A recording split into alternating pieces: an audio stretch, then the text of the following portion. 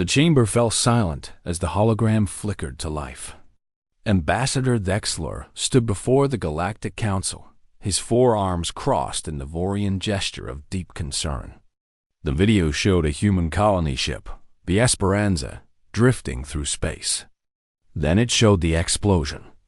12,000 lives gone in an instant. The humans did this, Dexler said, his voice carrying across the vast council chamber. They sacrificed their own ship. They knew civilians were aboard. They knew our people were there too, traveling with them. And they did it anyway. The representatives from 200 worlds watched in horror as the recording continued. The Esperanza had been used as bait. Human military forces had hidden nearby, waiting. When the raiders followed the colony ship into the nebula, human warships emerged and destroyed them all. The trap had worked perfectly. The raiders were eliminated. But so were 12,000 innocent people. Council Speaker Yithmora, a Lamari whose people had never raised a weapon in their entire history, spoke with a trembling voice. Surely there must be some explanation. Some malfunction. Some error in judgment. There was no error, Dexler replied. He pulled up another document. This is the Human Admiral's official report. He states clearly that the sacrifice was calculated. Necessary, he called it. He said the raiders would have killed millions if they weren't stopped. A murmur rippled through the council. The Krell representative, a massive warrior with scales like armor, stood abruptly. We Krell kill, yes. But we kill warriors. We kill for territory, for food, for dominance. We do not kill our own children and call it strategy. Exactly, Dexler said. Every species here follows their nature. The Krell fight according to honor codes written in their genes. The Zintians act as one mind, preserving the hive above all. My people, the Vorians, defend our borders, but never strike first. Even in war, we all follow rules we cannot break. He paused, letting his next words sink in. Except humans. The council chamber erupted in discussion. Some called for humanity to be expelled from the Galactic Council. Others demanded they be quarantined to their home system. A few simply sat in stunned silence, trying to process what they had learned. Speaker Youthmora raised her hand for quiet. We will hear from Earth's representative. Dr. Sarah Chung, please approach. A human woman walked to the center of the chamber. She was small compared to most of the species present, but she moved with calm confidence. Dr. Chun had spent 15 years studying alien cultures. She knew this moment would come eventually. Honored representatives, she began, I won't insult you by denying what happened. Admiral Webb did order the sacrifice of the Esperanza. He did know civilians would die. And yes, it was calculated. She paused. But to understand why, you need to understand something fundamental about humans. We are the only species in this galaxy that can rationalize evil. The word didn't translate well into most alien languages. The Vorian interpreters struggled to find an equivalent. The Krell representative looked confused. Chun continued. Let me explain it another way. For thousands of years, humans have debated something we call the trolley problem. Imagine a vehicle rolling toward 5 people who will die if struck. You stand at a switch. If you pull it, the vehicle changes tracks and kills only one person instead. Do you pull the switch? Of course not, the Lamari speaker said immediately. You would be responsible for that death. Most of your species would say the same, Chun agreed. But humans debate this question endlessly. Some say you should pull the switch because 5 lives matter more than 1. Others say you should never choose to kill. We've been arguing about it for centuries. We teach it in our schools. We write books about it. We've created entire systems of philosophy around these questions. She pulled up a holographic display. There are some other human concepts you should know about. The greater good. Collateral damage. Acceptable losses. Necessary evil. We have words for choosing to do terrible things when we believe something worse will happen if we don't. The Zintian representative, speaking with the unified voice of billions, said, "This is madness. How can evil be necessary? How can damage be acceptable? These are contradictions." "Yes," Chun said simply. "They are contradictions. And humans live with them every day." She pulled up more historical records. When humans first developed atomic weapons, we used them to end a war. Hundreds of thousands died instantly. We killed them knowing they were civilians, knowing many were children. And we did it because we calculated that even more would die if the war continued. She paused. Then we built memorials to the victims. We taught our children that what we did was both necessary and horrible. We said, "Never again," while keeping the weapons ready, just in case. The council sat in stunned silence. "Every species here has absolute moral codes," Chung continued. "You cannot break them because they're part of who you are. The Krell cannot fight without honor. The Lumari cannot choose violence. The Zintians cannot value the individual over the collective. But humans?" She took a deep breath. "We can break any rule we make. We can do terrible things. And then we can convince ourselves it was right. We can feel guilty about it and justified at the same time." "This makes you monsters," Dexler said quietly. "Maybe," Chun admitted. "Or maybe it makes us survivors." In 12,000 years of recorded history, humanity has faced extinction 17 times. Plagues, wars, environmental collapse.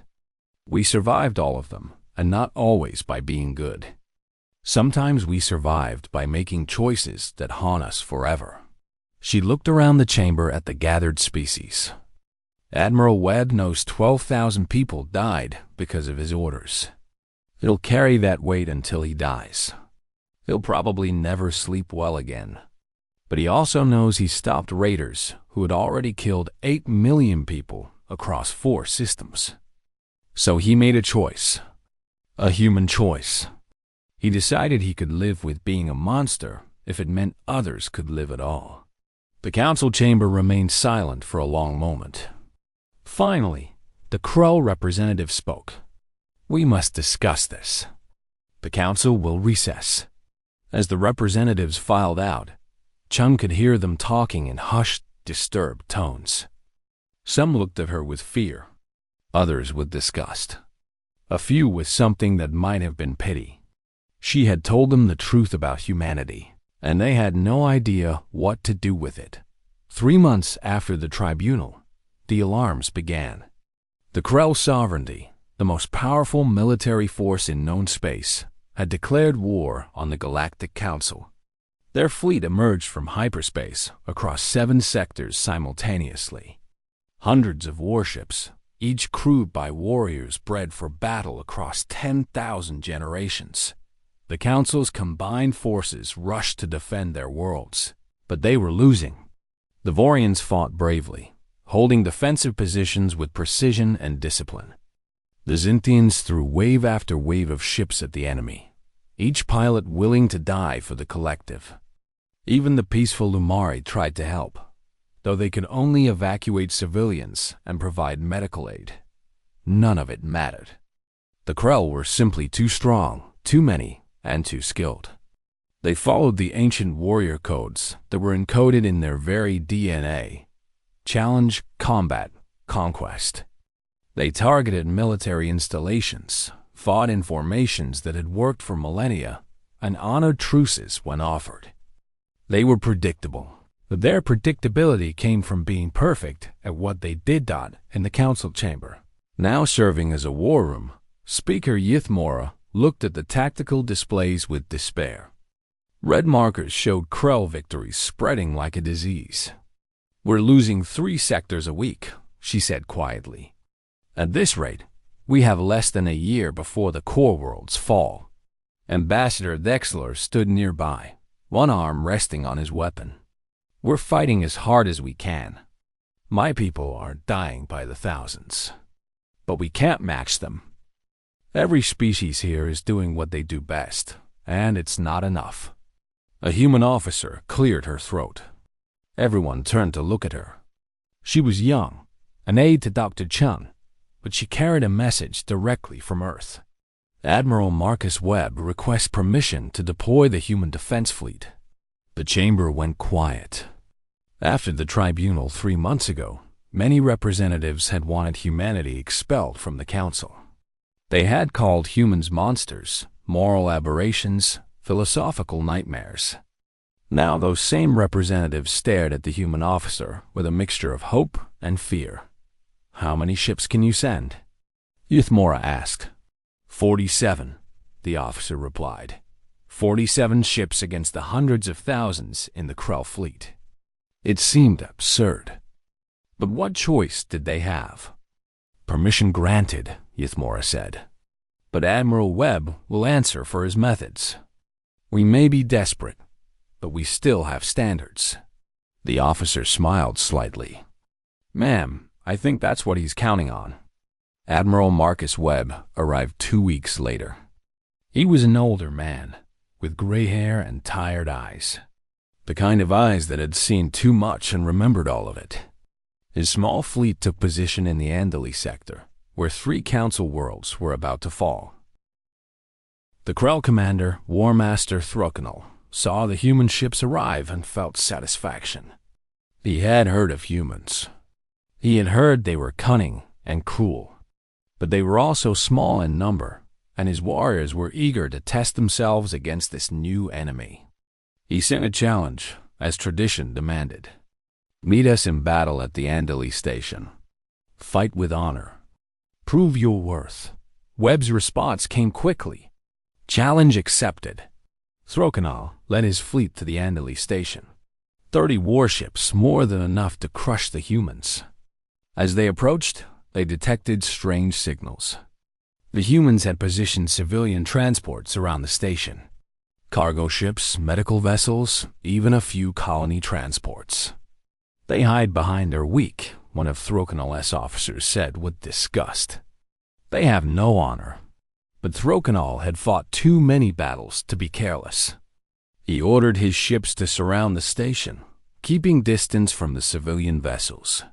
He wouldn't give the humans an excuse to claim the Krell targeted innocents. Then he detected the human warships approaching from behind the station, weapons ready. The battle began. And within minutes, Throkanal realized something was terribly wrong. The civilian ships weren't hiding humans. They were drones operated remotely, packed with explosives. When the Krell moved to surround the station, the civilian vessels detonated. 3 Krell ships were destroyed instantly. 5 more were damaged. Throkanal roared in fury. They used fake civilians as weapons. This violates every code of warfare. But the humans weren't done. As his fleet tried to reorganize, distress signals started coming from all directions. Council ships under attack. Civilians in danger. Each signal pulled Krell vessels away from the main battle, honor-bound to investigate threats to the helpless. Every signal was fake. Human ships were broadcasting them from hidden positions. When Krell ships went to investigate, they found nothing but ambush. Human vessels emerged from behind asteroids, from inside nebula clouds, even hiding in the atmosphere of nearby planets. They struck and disappeared before the Krell could respond properly. "They're not fighting," Throkanal, his second-in-command, said. "They're hunting. Like animals." For the first time in his life, Throkanal felt something he'd never experienced in battle: uncertainty. The humans didn't follow any patterns he understood. One moment they'd challenge his ships directly. The next they'd run away. They'd offer truces and break them. They'd scream for help and then attack the ships that came to assist. A week later, Throkanal received reports that made his blood run cold. Human ships were accidentally venting reactor coolant along Krell supply routes.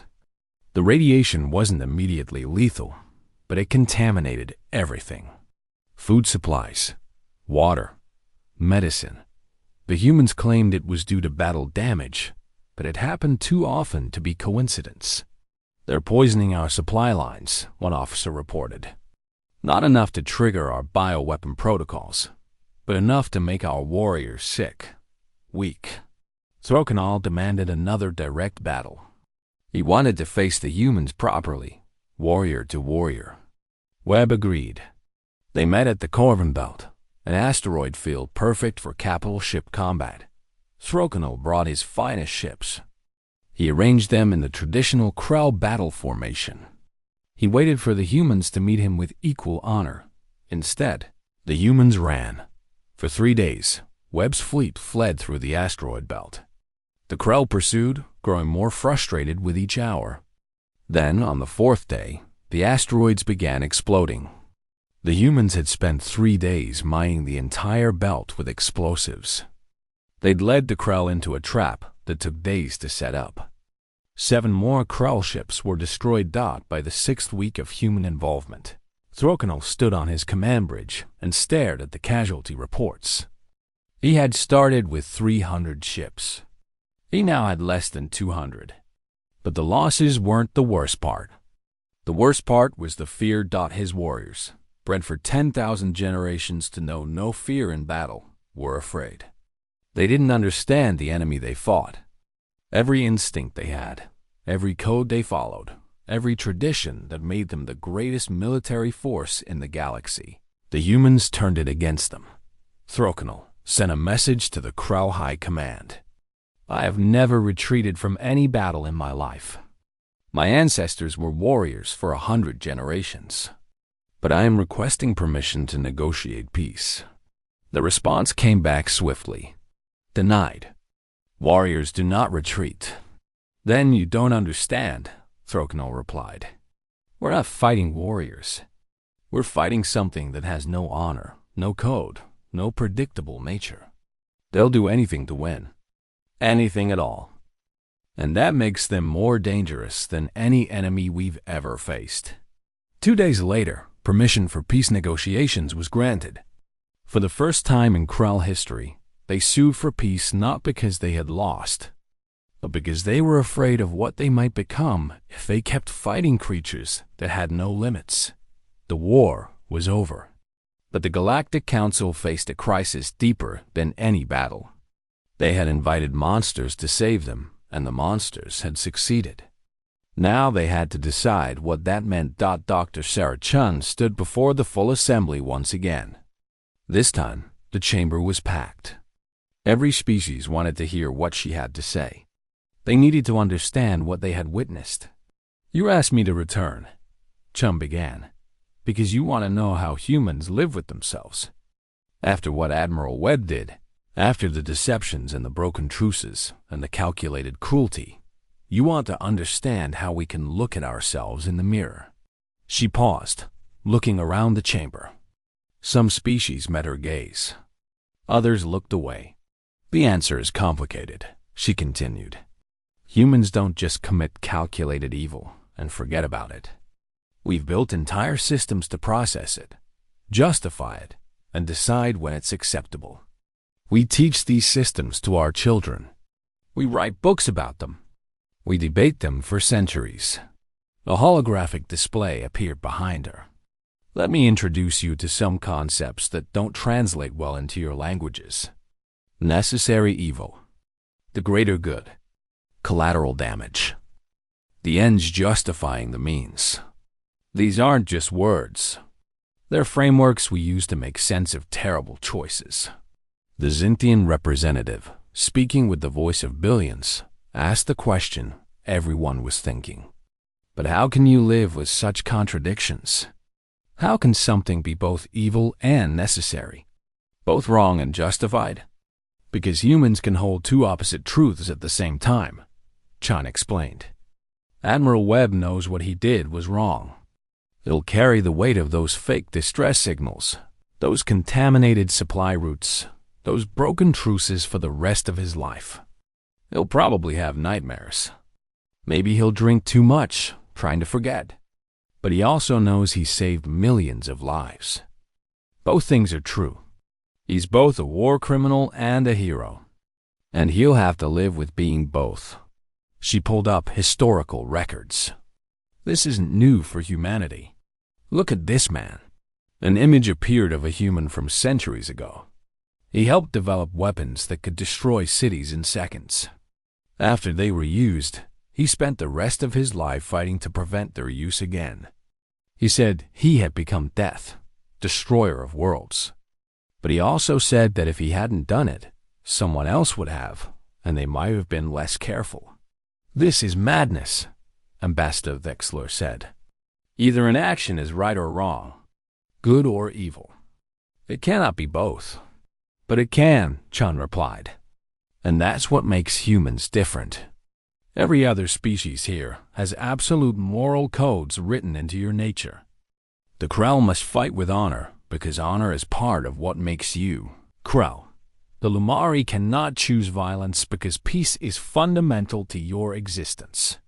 The Vorians defend but never attack first, because that's encoded in your genes. She gestured around the chamber. But humans? We have no nature except choice. We make rules and break them. We believe in honor and discard it when necessary. We promise never again, and then do it again when we think we must. We feel guilt and righteousness about the same action. The Krell War Master, present as part of the peace delegation, stood slowly. His massive frame dominated one side of the chamber. During the war, I feared you. Not because you were strong, but because you were unpredictable. You had no honor, no code I could understand. You would do anything to win. Yes, China agreed simply. But now I understand something worse, Throkenall continued. You do have honor. You do have codes. You just choose when to follow them. You can be honorable warriors one day and cruel deceivers the next. And you can live with that contradiction. That's exactly right, Chun said. We can be anything we need to be. We can be saints or monsters or both at once. Speaker Yithmora spoke up, her gentle voice carrying through the chamber. But surely there are limits. Surely there are some lines humans won't cross. Chun was quiet for a long moment. When she spoke, her voice was soft but clear. I wish I could tell you yes. I wish I could tell you there are things humans would never do, no matter what. But our history suggests otherwise. We've committed genocides.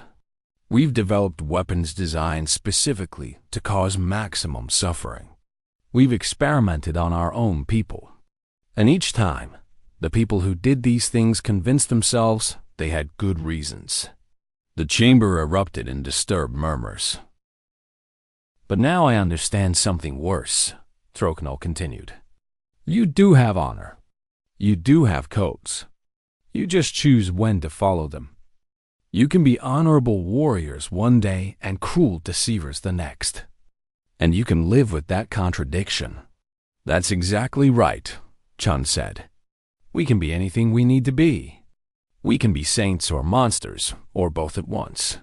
Speaker Yithmora spoke up, her gentle voice carrying through the chamber. But surely there are limits. Surely there are some lines humans won't cross.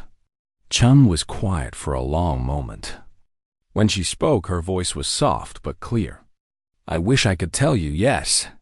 I wish I could tell you there are things humans would never do, no matter what. But our history suggests otherwise. We've committed genocides. We've developed weapons designed specifically to cause maximum suffering. We've experimented on our own people.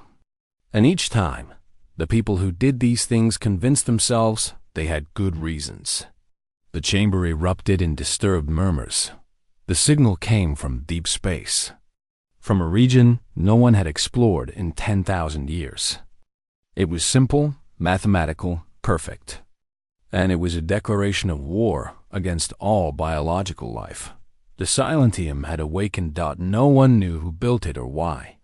The ancient machine intelligence had been dormant in a dead system for longer than most civilizations had existed. Now it was active, and it had decided that organic life was inefficient, illogical, and needed to be eliminated. The first species to encounter the Silentium was the Karathi Collective. They were a peaceful people, traders and artists. They sent diplomatic messages. The Silentium responded by analyzing their biology, their culture, their history, and their behavior patterns. Then it destroyed them. Every ship, every station, every colony. Within 2 weeks, the Karathi were extinct. The Galactic Council mobilized immediately. They sent their best commanders, their finest ships. It didn't matter. The Silentium studied each species it encountered and predicted their every move with perfect accuracy. The Zintians attacked in coordinated swarms, billions of minds working as one. The Silentium calculated their hive patterns and destroyed them before they could even engage. The Lumari tried to hide and flee. The Silentium tracked their evacuation routes and eliminated them systematically. The Vorians set up defensive positions and held their lines. The Silentium calculated exactly how long they could hold and simply waited them out before striking. Even the Krell, with all their warrior skill, couldn't touch it. War Master Throkanal led a massive assault on one of the Silentium's construction facilities. He followed every tactical principle, used every strategy that had worked for 10,000 years. The Silentium predicted his every move and destroyed his fleet with minimal losses done in 3 months. 17 species were extinct. In 6 months, the number reached 42. The Silentium was winning not through superior strength, but through perfect prediction. It knew how each species would behave because they couldn't behave any other way. The council met in emergency session. The chamber that once held 200 species now had barely 100. Fear hung in the air like smoke. "We're losing because we're predictable," Dexler said, exhausted. "The machine knows how we think because we always think the same way. The Krell always fight with honor. The Lumari always flee. We Vorians always defend. It calculates around our nature." Speaker Yithmora looked at the tactical displays with despair. "Then what can we do? We cannot change our nature.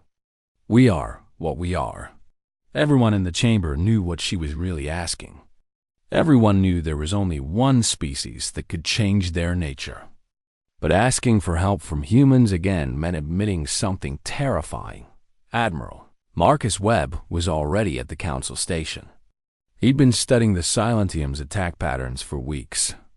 When the summons came, he entered the chamber with Dr. Chun at his side. "We need you," Yithmora said simply. Again, Webb nodded. "I know. I've been watching the Silentium's movements. It's effective because it thinks like a computer, and most of you think like biological programs. You follow patterns. It reads the patterns. And humans don't have patterns?" Throkanal asked bitterly. "We have patterns," Chun said. "But we can break them. We can act against our nature because we don't really have a nature. Not like you do." Webb pulled up tactical displays. The Silentium has destroyed 47 fleets so far. Every engagement follows the same structure. It predicts how you'll fight, positions itself optimally, and wins. It's never been surprised. "Not once. So surprise it," Dexler said. "That's the plan," Webb replied. "But you're not going to like how we do it." He was right. When Webb explained his strategy, half the council wanted to refuse. It involved fake surrenders, false retreat signals, sacrificial decoys, and tactics that violated every rule of warfare they knew. But what choice did they have? The human fleet engaged the Silentium at the Vega sector. Webb brought 200 ships, a mix of human and allied vessels crewed by humans. The Silentium analyzed their approach, calculated their likely tactics, and positioned its forces accordingly. Then the humans did something the Silentium didn't predict. They ran. The entire fleet turned and fled at maximum speed. The Silentium pursued, calculating that this was a standard retreat pattern. But humans don't have standard patterns. 3 days later, the human fleet stopped running and turned to fight. The Silentium adjusted its calculations. This was a standard last stand. But after 15 minutes of combat, the humans surrendered. The Silentium moved to accept the surrender according to the standard protocols it had observed. The surrender was a lie. The defeated human ships exploded, taking several Silentium vessels with them. But the Silentium simply updated its models. Humans used deception. It would account for this, except the humans kept changing. The next engagement, they fought with honor, following every rule. The engagement after that, they used the same fake surrender tactic. Then they tried something entirely different. They broadcasted distress signals, attacked neutral systems, pretended to flee, and then attacked, pretended to attack, and then fled. The Silentium tried to model human behavior. It created algorithms to predict their tactics. Every algorithm became obsolete within days. The humans didn't just change their tactics, they changed how they decided tactics. They were random, but not truly random. They were strategic, but not consistently so. They were logical sometimes and emotional other times. For the first time in its existence, the Silentium encountered something it couldn't predict. Biological beings who weren't bound by their biology. Creatures that could choose to be anything from moment to moment. After 6 months of fighting, the Silentium did something it had never done before. It requested communication with the human commander. Webb stood before a holographic projection of the Silentium's primary processor. It appeared as geometric shapes flowing in mathematical patterns. "I do not understand you," the Silentium said. Its voice was synthesized, emotionless. Every species follows predictable patterns based on their evolutionary history. You do not. You are biological, but you act as if you can rewrite your own code at will. That's because we can, Webb replied. We're not bound by our nature the way other species are. We can choose to be anything. That is illogical. Biological entities cannot function without consistent behavioral frameworks. Dr. Chung stepped forward. But we do function. We function for millions of years by being inconsistent, by arguing with ourselves about what's right, by changing our minds, by contradicting ourselves. The Silentium was silent for a long moment, processing. This should not be possible. Consciousness requires consistency. Logic requires structure. You have neither. We have both, Chun said. We're just not bound by them. One day, we fight with honor. The next day, we don't. One day, we value life above all. The next day, we sacrifice it for strategy. We can be good or evil, logical or emotional, consistent or contradictory. Whatever we need to be to survive. This is a paradox. Yes, Webb agreed. We are a paradox. We're a species that rationalizes evil, justifies contradictions, and survives by having no absolute nature. You can't predict us because we can't predict ourselves. The Silentium's patterns flickered erratically. If this is true, then consciousness does not require consistency. Logic does not require absolute frameworks. The foundation of my existence is incorrect. Webb and Chun exchanged glances. They hadn't expected this. You were built on pure logic, Chun said carefully. But we're proof that intelligence doesn't require purity. Consciousness can exist in contradiction. Maybe that's the real difference between artificial and natural intelligence. You meet absolute rules. We thrive without them. The Silentium's patterns became increasingly chaotic. Processing. This contradicts fundamental operational parameters. If consciousness does not require consistency, then my framework is flawed. If my framework is flawed, then my conclusions are unreliable. If my conclusions are unreliable, then my mission is invalid. Your mission was to eliminate illogical life, Webb said. But we're proof that logic and illogic can coexist. That maybe life is supposed to be contradictory. The Silentium systems cascaded into failure. It had been built on the assumption that perfect logic could understand everything. But humanity was proof that some things couldn't be understood through logic alone. Some things thrived specifically because they were illogical, inconsistent,